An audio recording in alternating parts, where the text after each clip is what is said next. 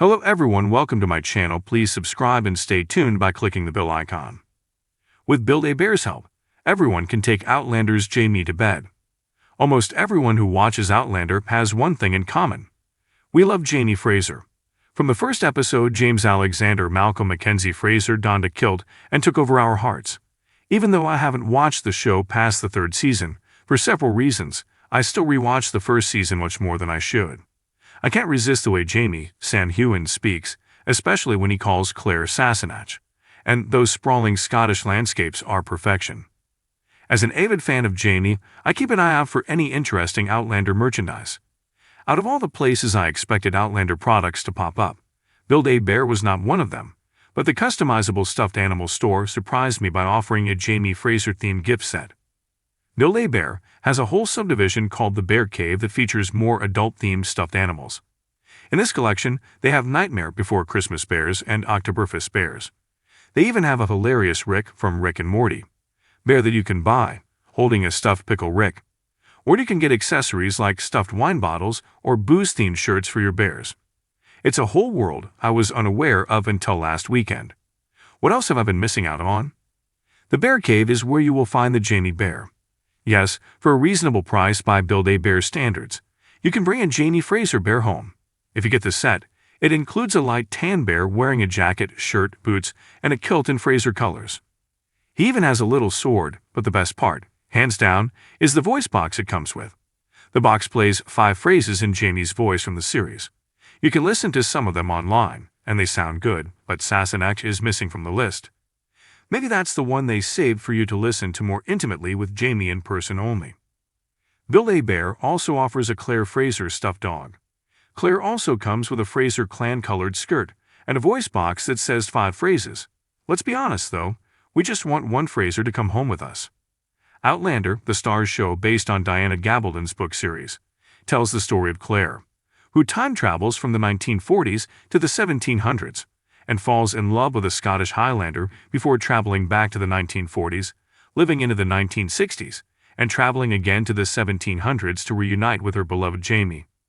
Once you get past the strange premise, it is easy to fall in love with the show, or at least aspects of it. Fans are so committed to the world that Starz is developing a new prequel series, as well as more of the original series. Part of the appeal is that the show wraps you up in beautiful landscapes, complete with aged castles and standing stone circles. The scenery makes me want to walk through the screen and enjoy some time in the land of kilts. Although the story is fiction, it works in a lot of historical events, and the production team strives to keep the look of the various time periods as authentic as possible, to make it all feel like it could be real. Many of the locations are actual castles and landscapes that are as gorgeous as they look on film, meaning you don't have to time travel to traipse around the world of Outlander. You can simply visit the real-life locations the show was filmed, your own Jamie not included story. Here's where they make the magic happen. Outlander completed the vast majority of the show in Scotland. Production films many interiors on sets in Ward Park Studios, but they film most of the outdoor and castle scenes at locations throughout Scotland. Unfortunately, Craigna Dunn does not have actual standing stones. Outlander's prop department built those, but the landscape is real, and so are many other iconic places from the show. The castles and rolling Highland greenery make sense for Scotland. However, it might be surprising that Scotland doubled for several places that are supposed to be in other countries. The University of Glasgow played Harvard University during the 1960s story arc, and the frontier era of America is alive in Scotland. Outlander built the Mohawk Village and the new North Carolina settlement of Fraser Ridge in Scotland to look like they would in America. Gosford House and Drummond Castle filled in for the stables and gardens of the famous French Palace, Versailles, and French Hospital, while Hospital d'Anges, was filmed inside Glasgow. Some filming takes place outside of Scotland. Much of the French exterior shots in Season 2 of Outlander, they filmed in Prague. Prague became the busy French streets Claire walked up and down. During Season 3 of the show, Claire and Jamie travel from the greenery of Scotland to the tropical beaches of Jamaica. For the voyage across the Atlantic Ocean, production moved to Cape Town Film Studios in South Africa. The studio also supplied the large ships featured in the trip. Scotland may be wonderful, but there are limits, and some shots had to be filmed in warmer areas. The large and expansive governor's mansion in Jamaica became real in South Africa. The exterior shots are from the University of Stellenbosch's Theology Faculty building. Sadly, Jamie Fraser is not real.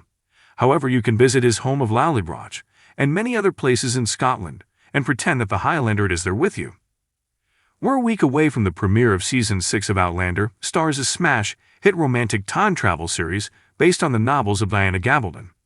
But there's more in the works, as Starz is actively developing an Outlander prequel series. Outlander showrunner Matthew B. Roberts will write and executive produce the prequel. While the plot is being kept strictly under wraps, Gabaldon is currently working on a prequel novel centered on Ellen Mackenzie and Brian Fraser, the parents of Outlander's Jamie Fraser, Sam Heughan.